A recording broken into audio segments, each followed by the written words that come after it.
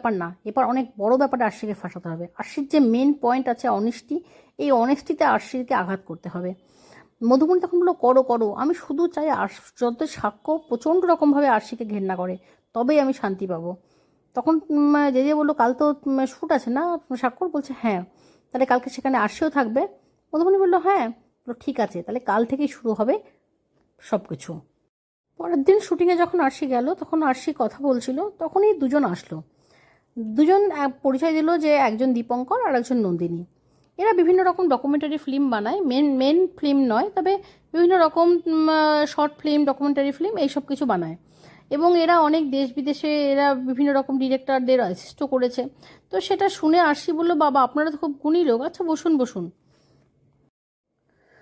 ওনারা আরও বলতে লাগলো, মানে দীপঙ্কর আর নন্দিনী আরও বলতে লাগলো যে আমরা নিজেরাই এডিট করি, নিজেরাই ফিল্ম ডিরেক্ট করি, আমরা নিজেরাই আবার আর শুটিং করি, আমরা নিজেরাই ক্যামেরাম্যান।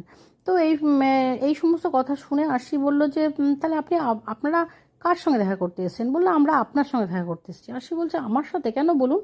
বলছে আসলে দেখুন আমরা একটা ফিল্ম ডিরেক্ট করতে চাই, তো যেখানে আমরা কিছু ফান্ডও অ্যারেঞ্জ করেছি। আসলে এখন আগের মতন নয় যে কিছুটা ফান্ড অ্যারেঞ্জ করব তারপরে আমরা কাজ করব, তো এইভাবে আমরা বেশ কিছু ফান্ড অ্যারেঞ্জ করে একদম একটা পুরো ফিল্ম ডিরেক্ট করার জন্য এসেছি। কিন্তু আমাদের একটা ভালো প্রোডাকশন ম্যানেজার দরকার, দক্ষ প্রোডাকশন ম্যানেজার। আসলে সামনে আমাদের একটা ফিল্ম ফেস্টিভ্যাল আছে, আর সেখানে আমরা একটা গ্র্যান্টও পেয়েছি, সামান্যই পেয়েছি কিন্তু পেয়েছি।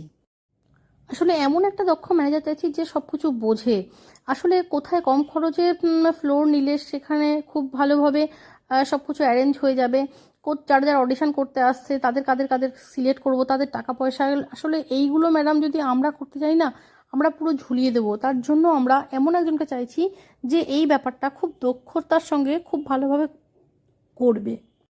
আরশি বলল আসলে আমি খুব ব্যস্ত।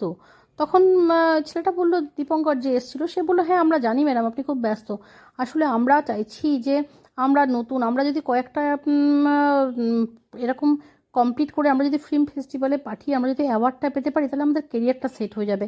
আর কিছু না, আসলে আমরা নতুন তো, আর আপনিও নতুন, তাই আপনি ছাড়া কে আমাদেরকে সাহায্য করবে বলুন ম্যাম, তাই আপনার কাছে এসেছি।